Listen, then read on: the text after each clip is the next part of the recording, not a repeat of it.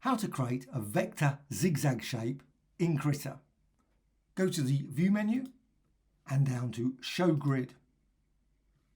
Then go to Grid and Guides, and you can find that in the Settings and Dockers. And set the X spacing to be 100 pixels. Just makes it easier. Then go here to the polyline tool, select that, and then go to Layers and go down here, little plus there, and click and add vector layer. Needs to be on a vector layer.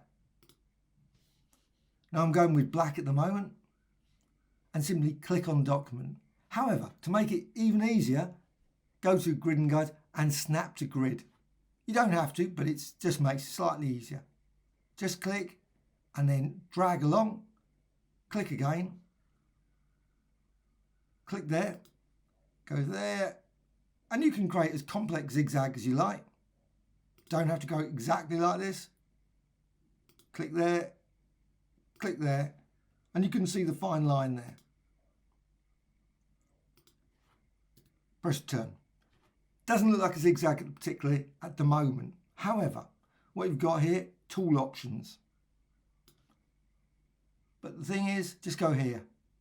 Go to this tool, the selection tool here, select that. And with that, you've got that selected. You've got tool options. Again, settings and dockers. And this one is the line. Well, I'm just going to quickly go to the fill first because I don't want to fill. So just go here and click this cross. Click there and there's no fill. Click here and that's the stroke. And you can click this one, the second item. Click there and you've got a solid colour. And you can click and set the colour maybe to red and also change the thickness.